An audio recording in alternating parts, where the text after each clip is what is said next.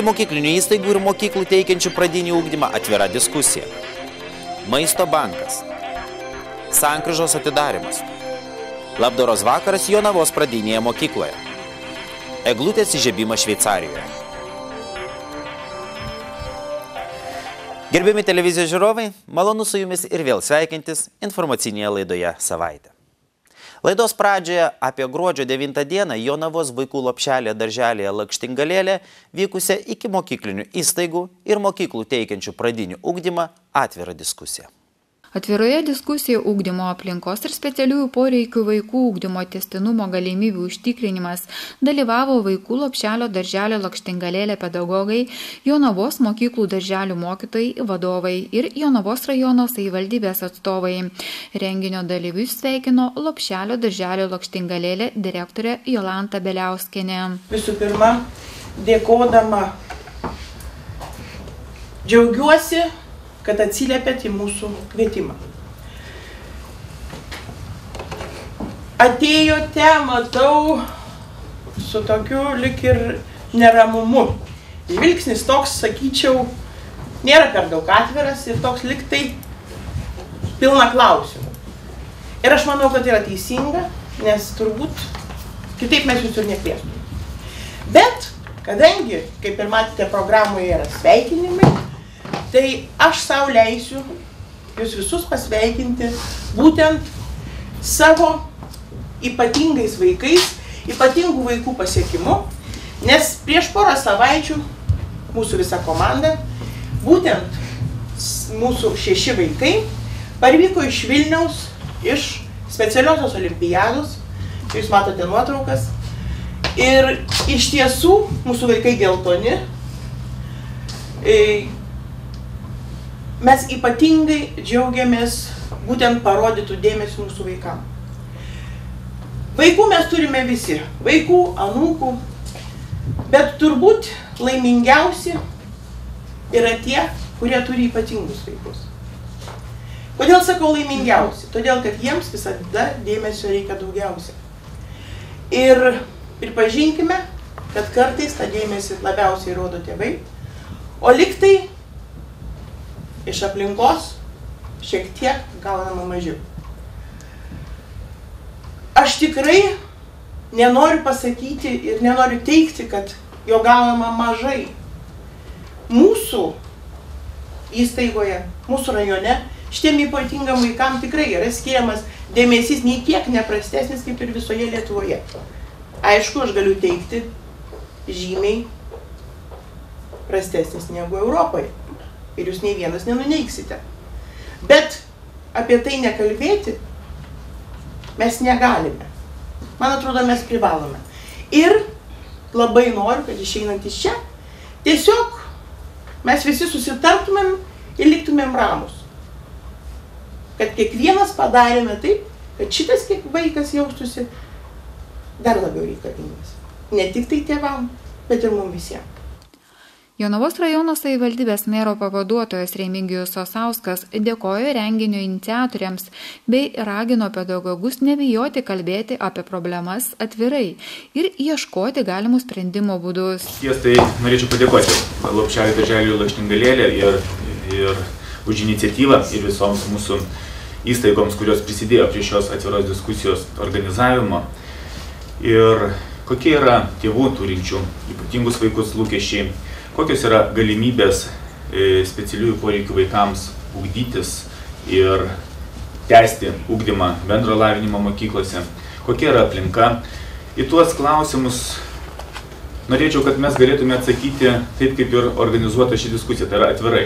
Kad mes negalvotume apie tai, kad bijotume supurvinti savo mundurą, arba pasakyti, kas pas mus yra negerai. Iš tikrųjų turim apsinuoginti ir pasakyti, kokia šiai dienai yra situacija.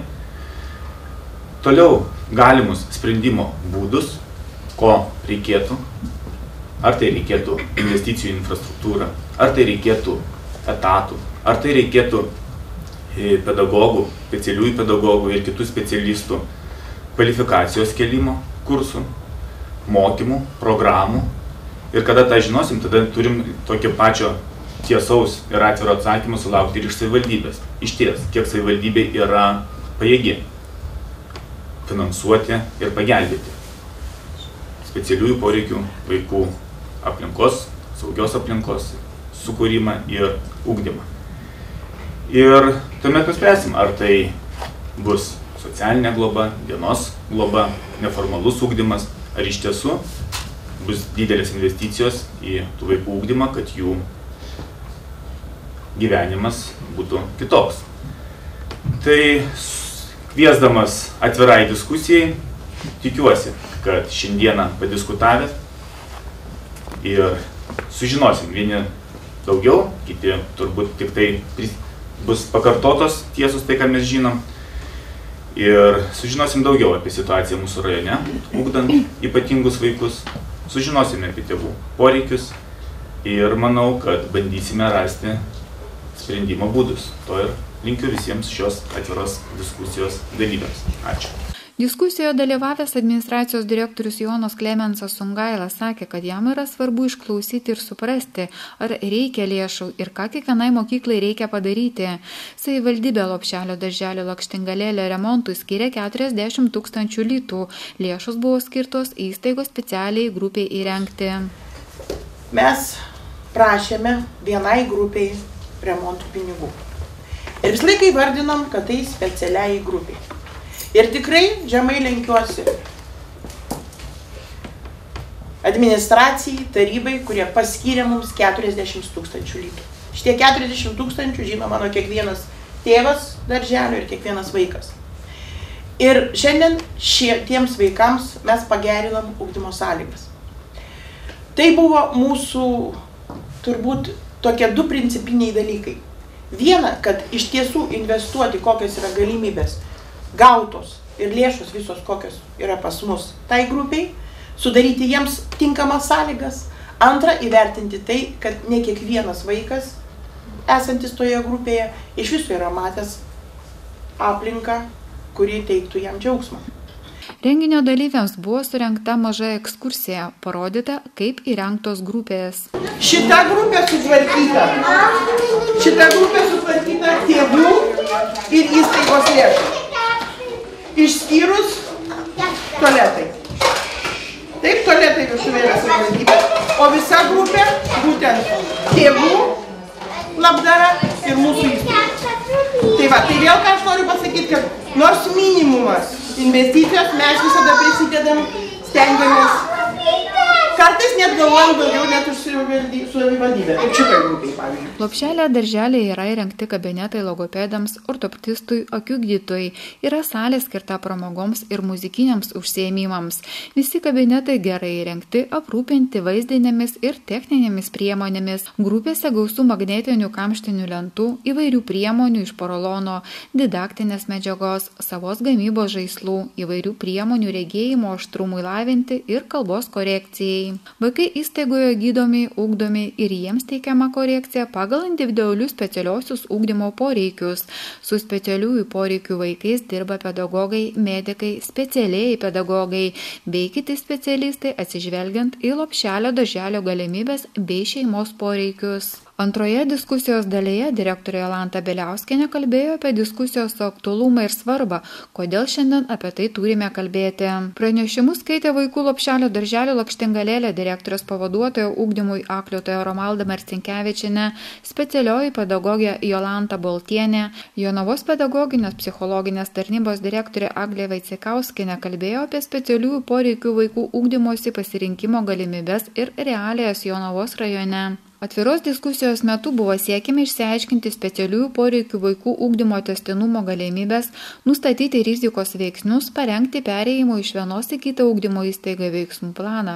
Diskusijos metu vyko pasisakymai bei darbas grupėse. Dalyviai bandė numatyti konkrečius veiksmus, užtikrinant lankstų specialiųjų poreikių vaikų ugdymą.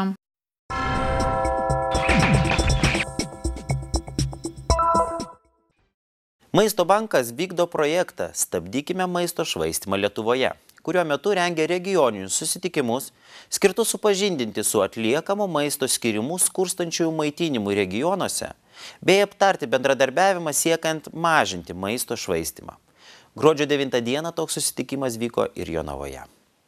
Susitikime dalyvavo Jonavos regione veikiantis maisto gamintojai, ūkininkai, prekybininkai, savivaldybių ir socialinių įstaigų bei valstybės maisto ir veterinarijos tarnybos atstovai, su Maisto banku bendradarbiaujančios nevyriausybinės organizacijos. Susitikimo metu buvo surengta apskrito stalo diskusija, kurioje nevyriausybinių organizacijų, verslo ir valdžios atstovai aptarė bendradarbiavimo galimybes, iššūkius ir būdus mažinant maisto švaistymą regione. Maisto banko direktorius Vaidotas Ilgius susirinkusiems pristatė Maisto banko metodus ir rezultatus bei atliekamo maisto perdavimo labdarai naudą. Maisto gauname mes 3 būdais ir Maisto banko akcijos yra geriausiai žinomos, bet mes jas organizuojam 2 kartus per metus, pavasarį ir rudenį. Ir jos jau aišku vyksta nuo 2003 metų, dabar daugiau nei 70 miestų vyksta. Ir šiemet, pavyzdžiui, maisto yra surinkta už daugiau nei 2,3 milijono litų. Tai yra pakankamai rimtas indėlis į tą Maisto banko rodą, bet šita priemonė daugiau yra skirta solidarizuoti visuomenę, kad žmonės, kurie pasiturintys, prisidėtų nupirkdami maisto ir atiduodami žmonėms. Tai jeigu skaičiuoti porcijomis, tai per metus maždaug 5,5 milijono porcijų maisto yra pateikiama, skaičiuojant, pavyzdžiui, pusę kilogramų maisto. Ir jeigu pernai paramą maistu gavo 205 000, tai šiemet jau yra 272 000 asmenų, kur bent sykį iš Maisto banko gavo paramą maistu. Aišku, tokių asmenų yra daug daugiau, kuriems reikia padėti, kaip minėjau, žemiau santykinio skurdo ribos yra 610. Diskusijos metu labdaros ir paramos fondo Gerumo sparnai vadovė Loreta Velch išsakė problemas, su kuriamis tenka susidurti paramos fondo savanoriams. Buvo daug diskutuojama apie tai, kad prekybos centrai daug maisto produktų išmeta arba išveža parduoti itin mažomis kainomis. Tai parduotuvės viduje mes kartu su Vestina buvom, mes matėm kameras, mes žinojom, kad mes būsim savaip nubaustos, bet ką padarysi, yra Guodos organizacija, yra Karitas, yra socialinis paslaugų centras ir mums šviesi šita darbuotoja, reiškia, labai grubiai pasakė, ko mes ten netam, ką iš šeimos. Bet mums suprantat, bet mes kaip atėjom, palaukit, aš pasakysiu, kodėl lintau, gerai. Tai vienas buvo konteineris neuždarytas, o kitas atidarytas buvo, kitas buvo uždarytas. Ir aš paėmiau tą produktą, pažiūrėti, jis yra būtent šios dienos galiojimo. Šiandien 12 tas produktas 12 dienos įmestas į tą konteinerį. Ir kada aš paklausiu, ar mes kodėl jūs išmetat, negalit mums duoti. Mes tikrai turim daug paramos gavėjų, galit mūsų aplankyti, mes šiuo metu jau keliamės į naujas didelės patalpas ir mes tikrai įsigijom šaldytuvus, visus viską darėm pagal reikalavimą. Tai reiškia, man ta šviesi moteris pasakė, kodėl ką išėnosi, ne tavo reikalas. Gerai, sakau, neduosit, nereikia, viskas. Tuom užsibaigė ta kalba. Tai čia vienas apie apatinę kosmonautų iki kaip buvo. Toliau aš paminėsiu, jūs paskui, Žana, reiškia savanoriai, kurie renka maistą šeštadieniais, matau, Irena žiūri, bet aš tai pasakysiu, nes aš jau tas žmogus, kuris galiu viską atlaikyti. Nenori važiuoti kosmonautų parduotuvę rinkti maisto nei vienas mūsų savanoris. Kodėl čia taip? Bet nenori. Ir jeigu ir važiuoja, tai važiuoja su didžiausiu apmaudu. Jinai važiavo, aš važiavau, Virginija pati važiavo. Pas mus savanoriai yra ir teisininkai, ir medikai, ir pačios daugiavaikės mamos. Žodžiu, yra vienas apsauginis toks lieknas kūdas, jau tikriausiai žinot apie ką kalbu, tai tokio kūdesnio ten nėra apsauginio. Ir mes jis kaskart įžeidžia savaip savanorius. Ir labai įžeidžia. Kada duoda ten tą dėžę maisto dėvė 8 kg ar 10, jis būtinai pasišaipo iš visų, matau, Karito vadovai jau juokiasi. Pasišaipo, kūdas toks jaunas, jis visada pasišaipo, pasakydamas, jums dabar skanaus. Ir jie nenori ten važiuoti.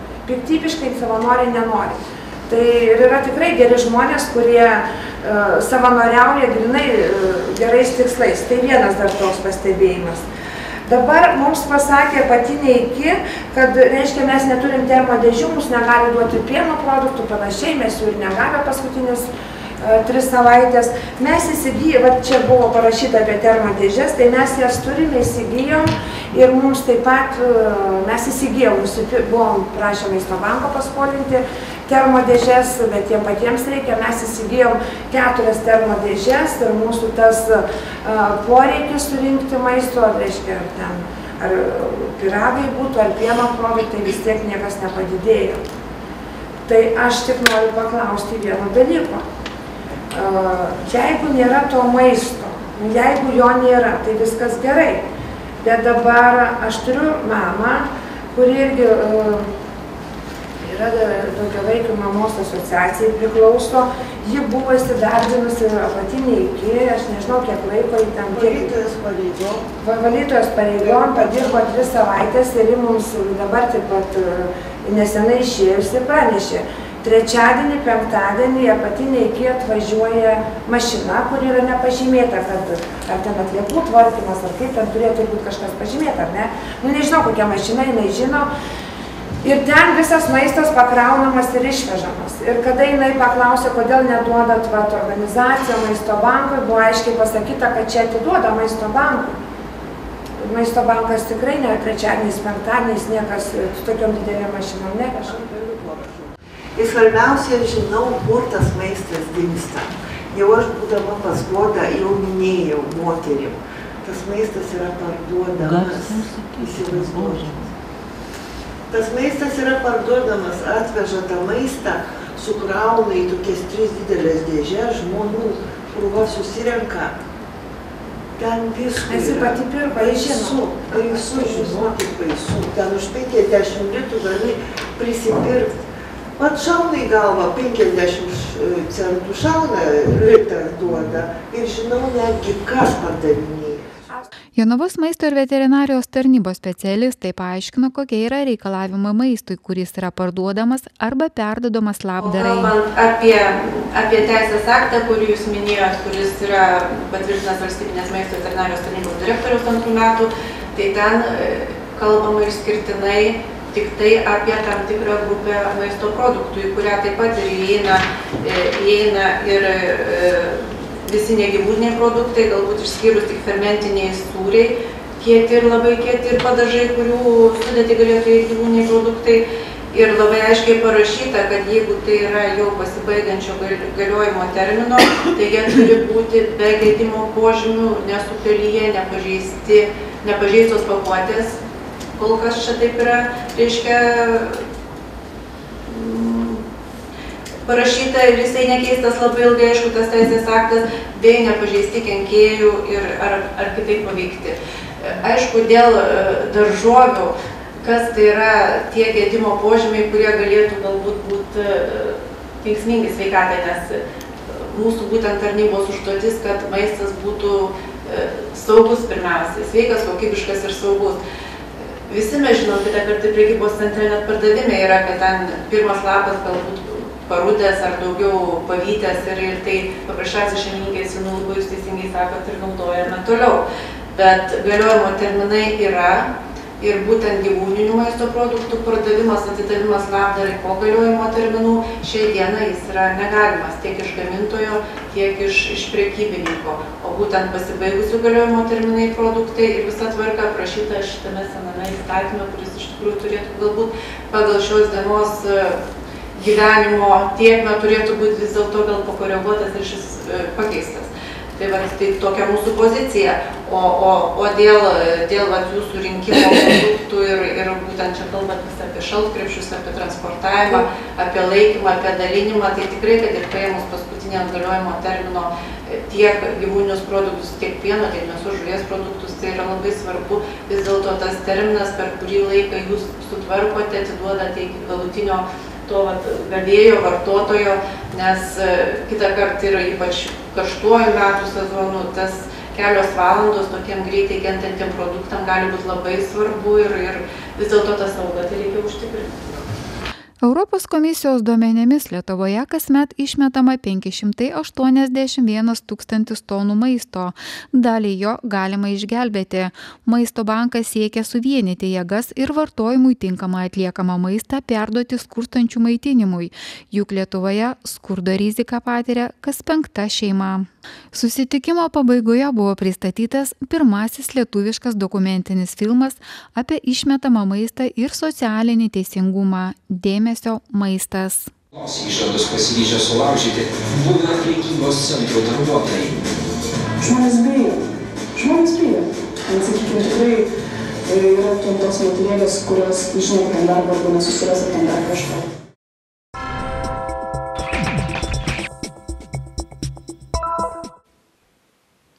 Penktadienį kelyje Jonava-Ukmergė iškilmingai atidaryta nauja žiedinė sankryža.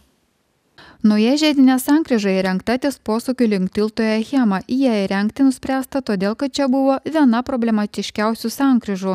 Sankryžos atidarime dalyvavo Lietuvos Respublikos Seimo narys, susisiekimo ministras Rimantas Sinkevičius, rajono meras Mindaugas Sinkevičius, Lietuvos automobilių kelių direkcijos vadovas Skirmantas Krinskas, regioninių kelių direkcijos, savivaldybės, policijos, projektų vykdytojų bendrovės Kauno tiltai atstovai. Atidarymo ceremoniją pradėjo susisiekimo ministras Rimantas Sinkevičius. Džiaugiuosi dar vienu statiniu, kuris iš popierio virto realybė. Aš manau, kad Kaunas Zarasai kelio atkarpa tikrai yra vienas iš mūsų prioritetų, kad ta magistralė būtų saugi, greita, patogi ir kokybiška. Šios žiedinės sankryžos atidarymas buvo būtinas, kadangi automobilių srautas tiek iš Kauno Ukmergės link, tiek iš Achemos į Jonavos link keldavo didelių problemų ir turėjome ne vieną eismo įvykį. Taigi džiaugiuosi dar vienu nedideliu objektu ir linkiu, kad tas kelias, kuriuo judėsime visi, vieni dažniau, kiti rečiau, būtų iš tikro saugus.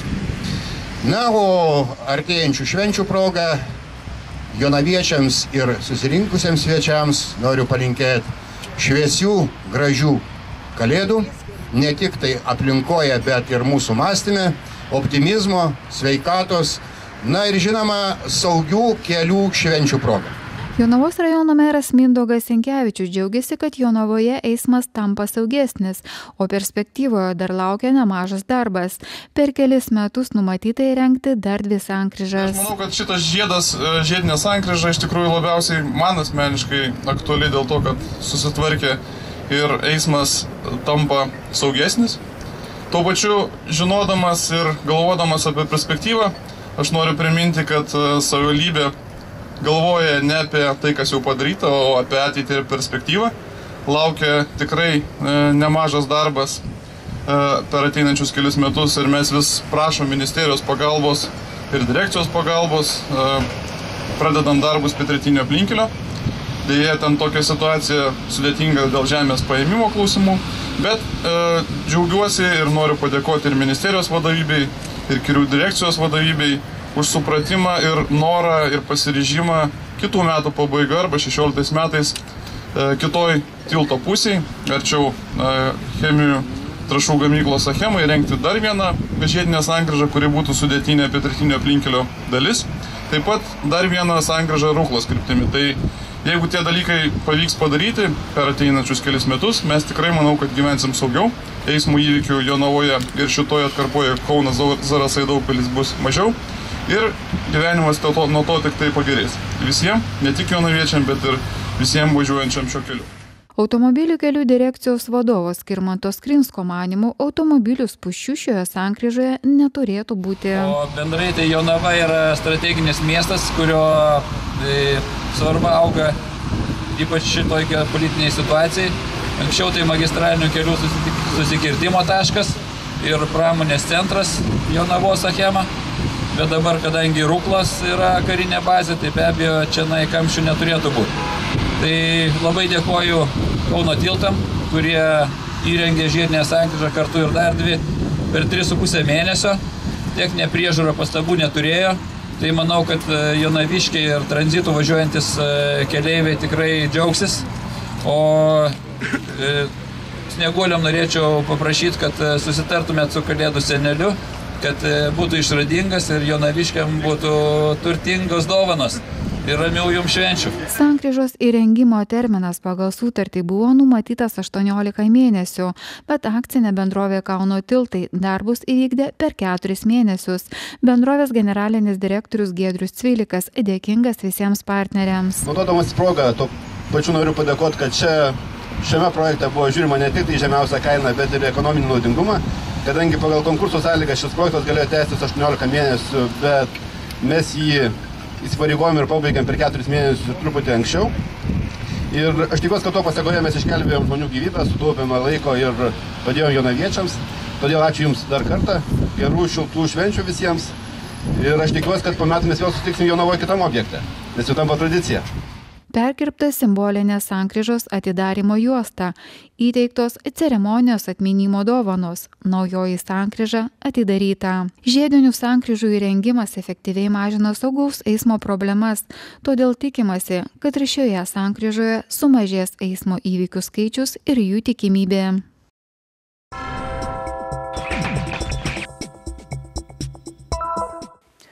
Jonavos pradinė mokykla surengė gražų labdaros ir gerumo koncertą, skirtą paremti negalią turinčių vaikų gydymą. Adventas, žiema, gruodis – tai tas metas, kai bandome pažvelgti į save, pamatyti kitą žmogų, kaimyną, draugą ar net visai nepažįstamą. Jonavos pradinės mokyklos bendruomenė vadovaujama direktorės Birutės Praskauskienės organizavo adventinį paramos vakarą Pasidalinkime gerumu. Renginys skirtas 2 sunkiai sergančių vaikų Elzės ir Gabrieliaus gydymų paremti. Viename miestelyje gyveno graži šeima, turėjo vaikučių, tačiau vieną naktį užsiplėskė gaisras. Šeima puolė į paniką, buvo labai baisu. Maži vaikučiai klykė, visi puolė į lauką. Tačiau mažas 5 metų berniukas, vietoj to, kad bėgtų kartu su tėveliais, išgąsdintas liepsnos liežuviu, puolė aukštyn į antrąjį namo aukštą. Tėvai lauke paklaikusiais žvilgsniais ieškojo mažylio, bet jo niekur nerado. Ugniagesiai vėlavo, nebuvo ką daryti. Tačiau staiga antrame namo aukšte prasivėrė langas ir pasigirdo gailus vaiko balselis. Tėti, tėti! Tėtis pamatęs vaiką pribėgo ir ėmė šaukti, sūnau, šok! Tėti, nematau tavęs! Berniukui buvo labai baisu. Tačiau tėtis dar drąsiau pasakė, šok, už tai aš tave matau! Berniukas šoko. Jis nieko nematė, tačiau jis tikėjo tėvu ir atsidūrė tvirtose tėvo rankose, saugus ir laimingas.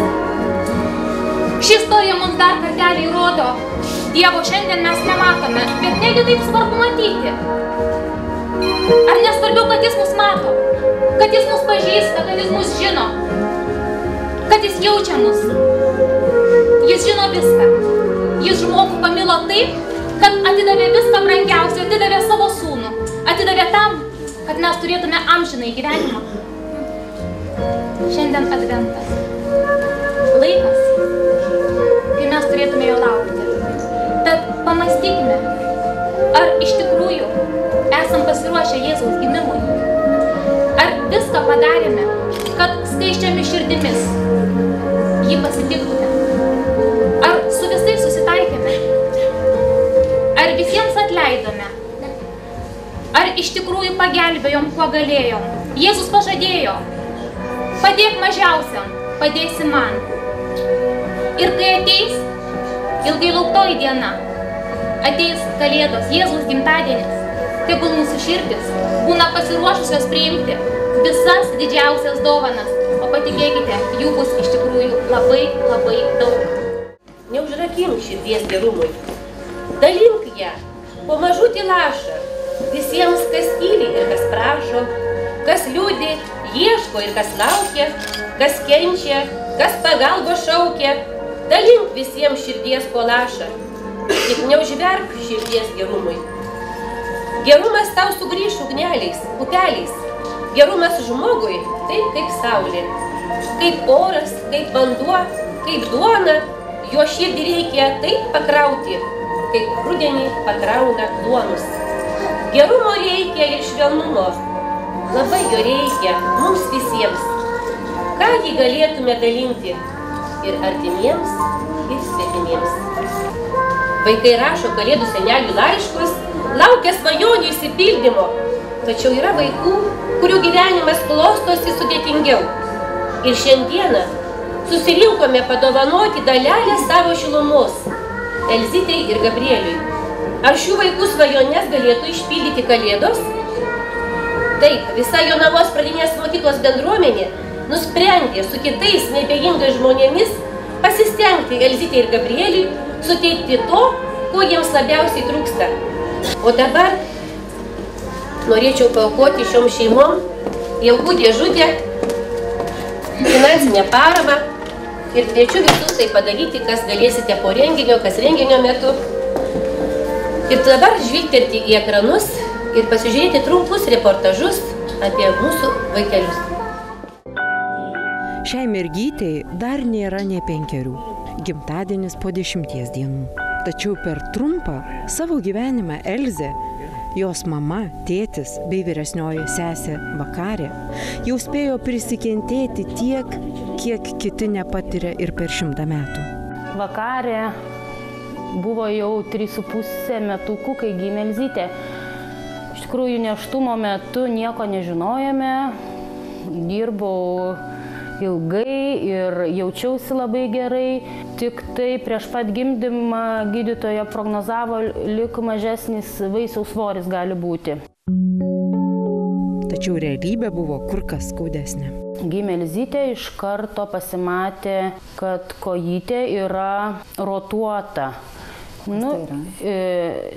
Tiesiog jinai buvo šleiva, susukta tokia kaip į kriauklytę. Gydytoja apžiūrėjo, aišku, pamatė jau mažesnę galvytę, išklausė širdelę. Širdelė nebuvo sveika, iš karto pasakė. Tada buvo tarpušventis. Dauguma specialistų mėgavosi Kalėdomis, tad išsamių tyrimų nebuvo galima atlikti. Tuomet nežinioje skęstantis Elzės tėvai tiesiog kraustėsi iš proto, kol pagaliau paaiškėjo, kad mažylė neturi didžiosios smegenų jungties, o jos širdelėje net 2 ydos.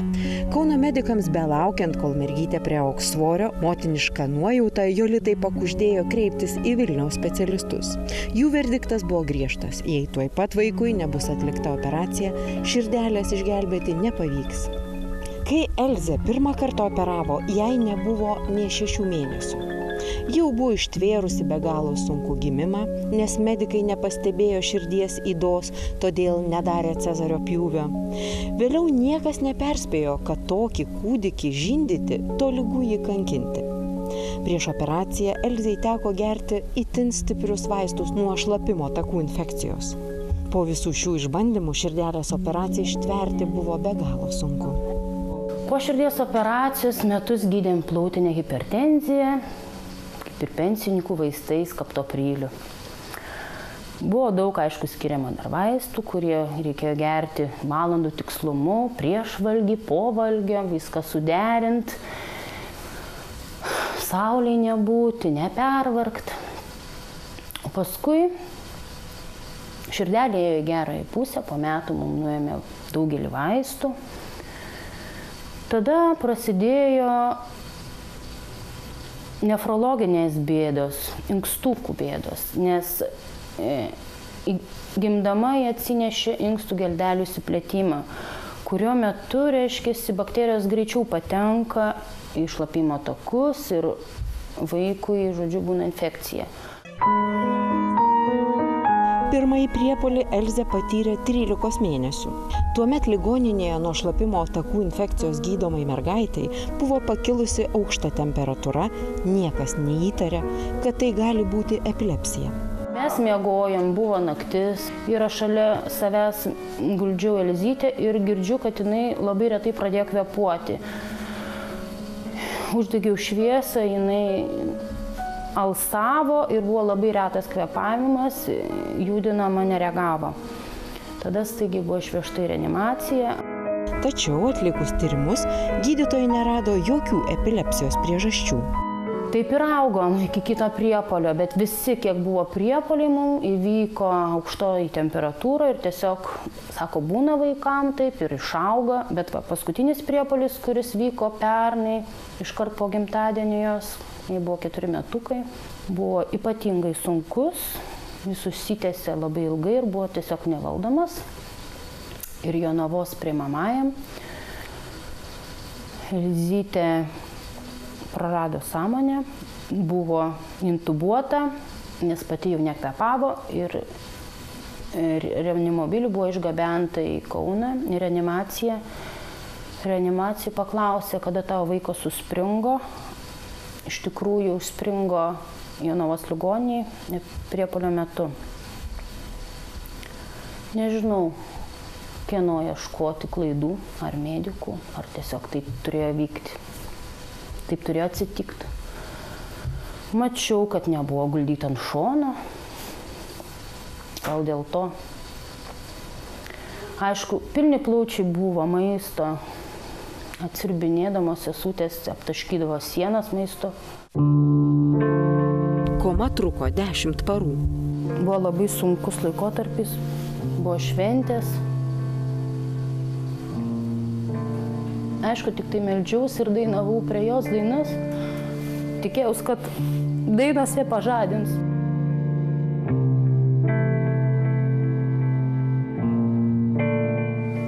Kai jinai prabudo, drebančiam rankytėm norėjo apkabinti mamytę.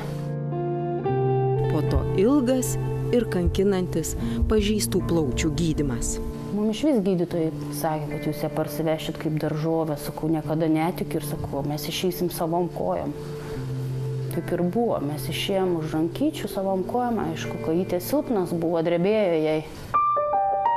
Kai tapo aiški tikroji traukulių priežastis, sureguliavus tinkamą vaistų dozę gyventi, kur kas tapo lengviau. Paaiškėjo ir priežastis, dėl kurios Elzę kamuoja tiek ligų. Tai itin retas sindromas. Ji serga vienintelė Lietuvoje, o visame pasaulyje tėra 25 panašus atvejai. Todėl specialistai net negalėjo jo diagnozuoti. Tai ištyrę kraują padarė Amerikos genetikai. Diagnozė nepermaldaujama, nėra atsakymo, kodėl tokie išbandymai teko Elzei.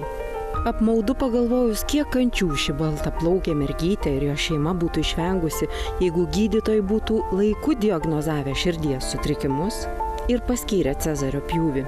Jei niekada nebūtų tekę patirti komos, kurios pasekmes gydyti šiandien, reikia jau jūsų dosnumo. Sūnus Gabrielius gimė, kaip medikai sako, natūraliais takais. Ir gimdymas, atrodo, viskas buvo normalu, bet pačioje pabaigoje, reiškia, arba tiksliau pradžioje, įstrigo petukas kairys.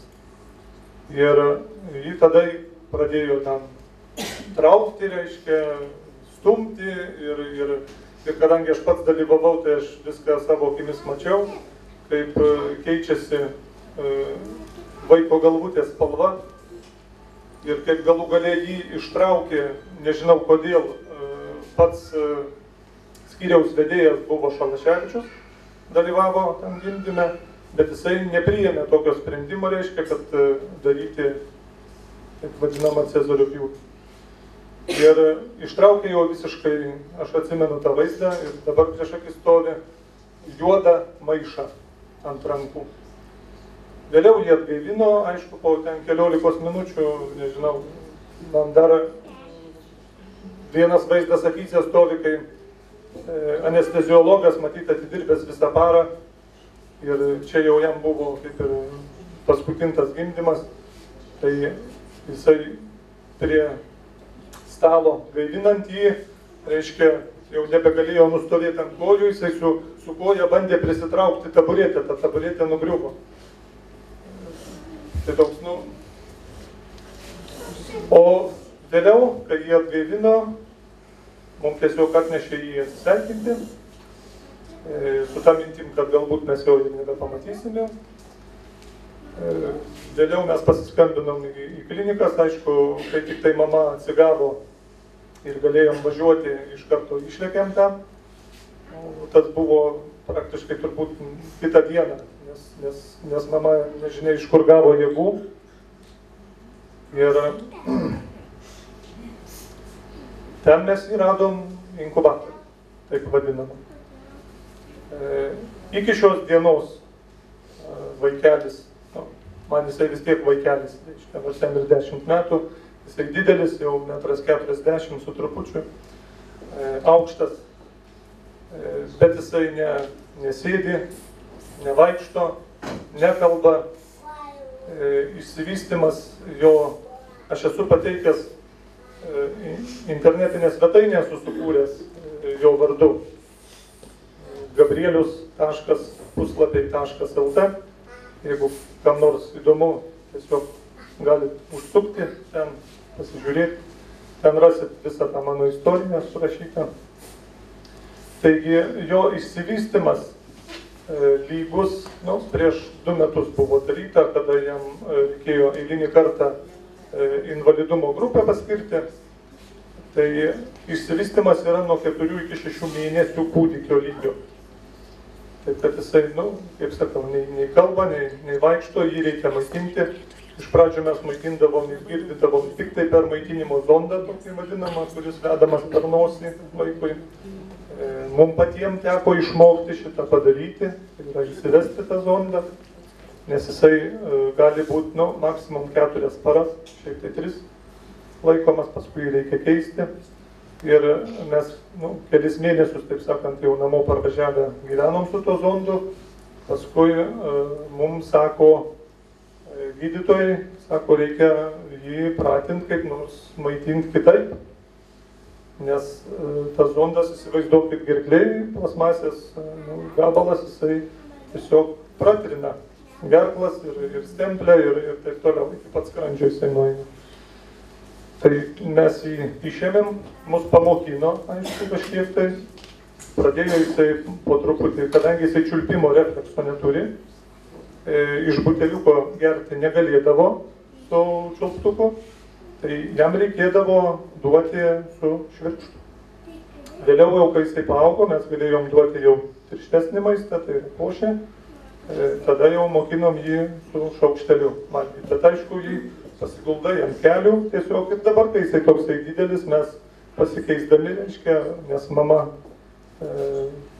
visus tos 10 metų negali dirbti, jinai turi būti su juo visą laiką. Na ir aš ačiū direktoriai, kad leidžia mane šiek tiek laisvesniu grafiku dirbti mokykloje, kad aš galėčiau dažniau būti namuose. Tai tokia istorija mūsų.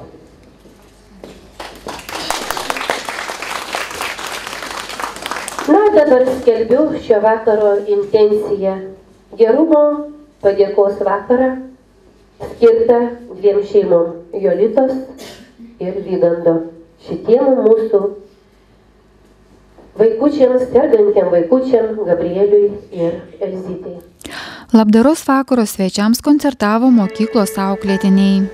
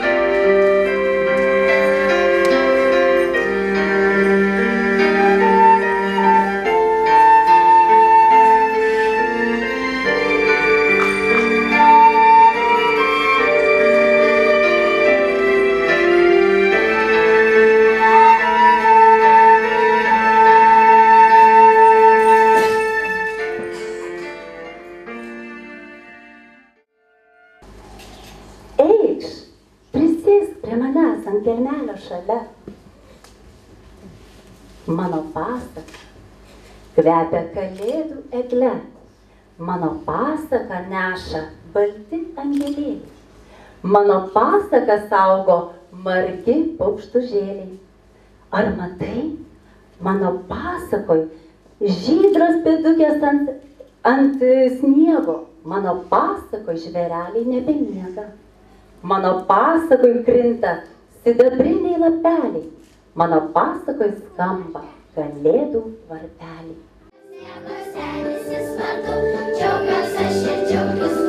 Senio akis tai angliukai, nosies morkos gabaliukas,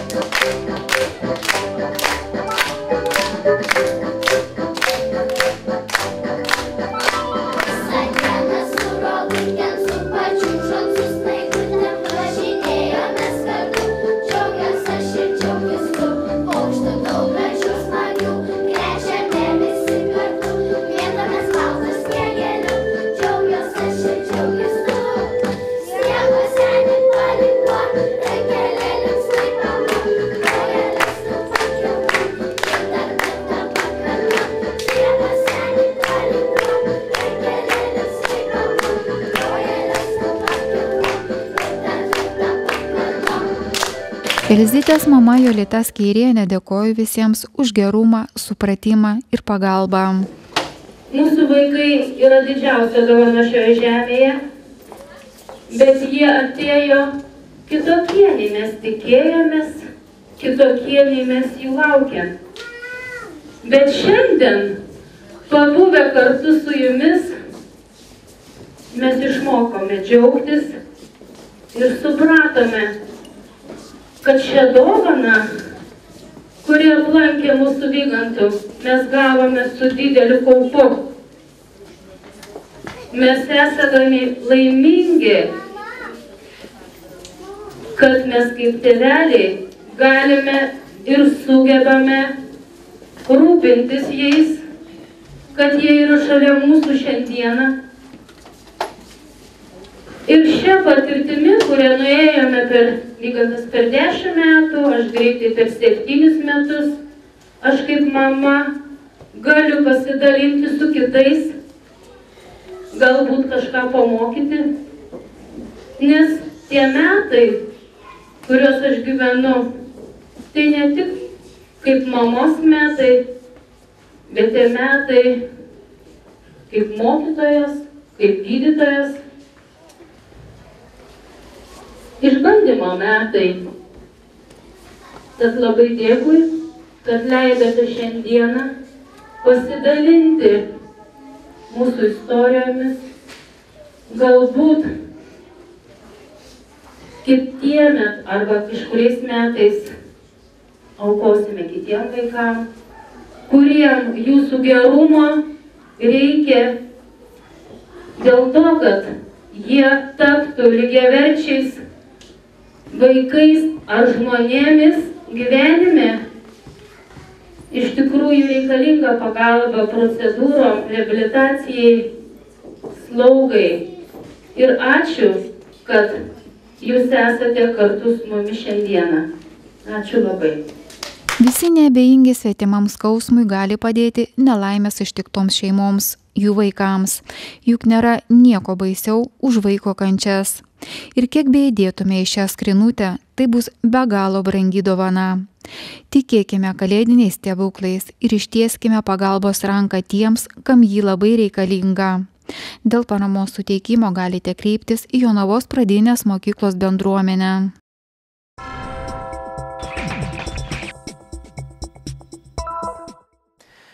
Dumsių seniūnijoje Šveicarijos kaime penktadienį įžiebta kalėdinė eglė. Gruodžio 11 dieną Dumsių seniūnijoje vyko stebuklai.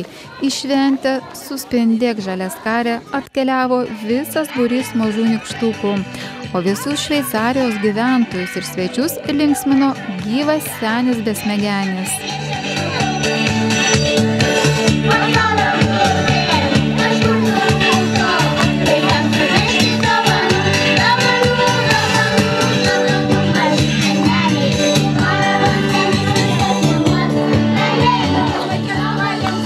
Renginyje dalyvavo ir sveikino su švente uždarosios akcinės bendrovės Baldai Jums vadovai, Šveicarijos bendruomenės pirmininkas Juozas Jokimas, seniūnas Algirdas Paplonskis, Jonavos rajono savivaldybės mero pavaduotojas Remigijus Sosauskas. Labas vakaras, mažieji, labas vakaras visi ir suaugę. Puikiai šventė Šveicarijai. Iš tikrųjų, šiandieną susirinkome neeilinį kartą užžiebti mūsų Kalėdų eglutės. Sveikinu visus, mažus ir didelius. Būkime visi laimingi ateinančiais metais ir Kalėdų šventėje. Valio!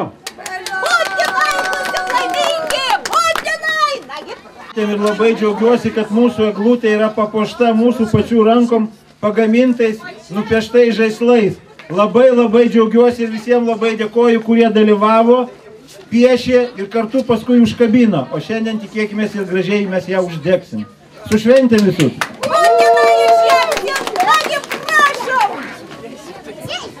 Labas vakaras, šveicarai ir svečiai, labas vakaras, didieji ir mažiukai. Artėjančių švenčių proga linkiu ir tikiu, kad Kalėdų šventės kiekvienam iš jūsų bus turtingos dovanėlėmis ir turtingos įspūdžiais.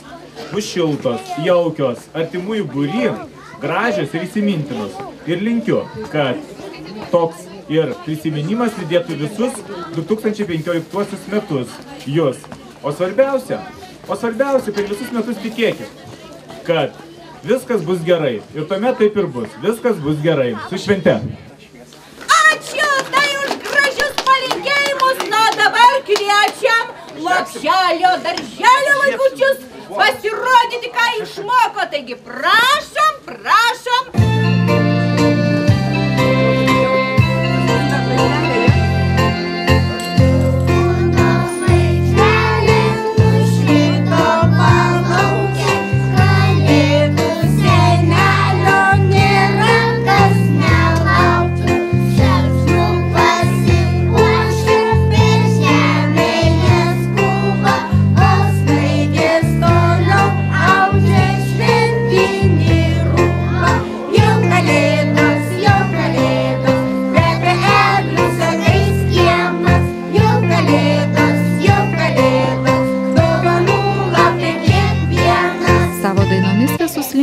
Mažieji atlikėjai ir visų taip laukiamas Kalėdų senis.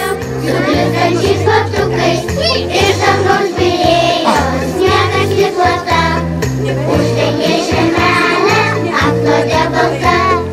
Iš dangaus byrėjo sniegas liklota, uždengė žemelę, apklodė balta.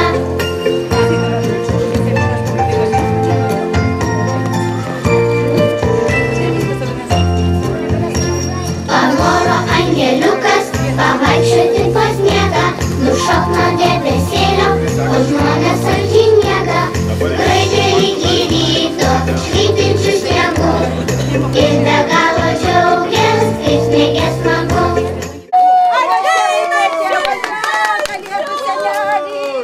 Sveiki, vaikučiai! Mamytės, senoliai ir tėveliai.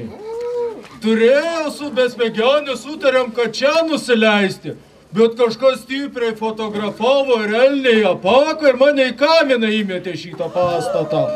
Tai aš kol suradau, kur išeiti, bet pagal jūsų grožią dainelę supratau, kad aš gerai pataikiau. Ar taip? Labai gerai! Taip. Ir dabar garsiai dainuosim garsiai. Taip padūkė leidžiama, pasistengė piešdama, pasistengė piešdama. Visą naktį tyliai, tyliai, akvarelę, baltą pylę,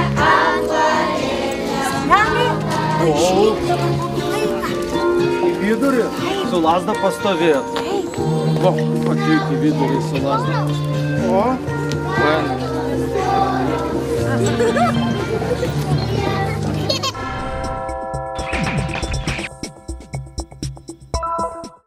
Toliau informacijoje apie orus, apie vis dar bandančią ateiti žiemą. O aš su jumis atsisveikinu iki sekančių susitikimų.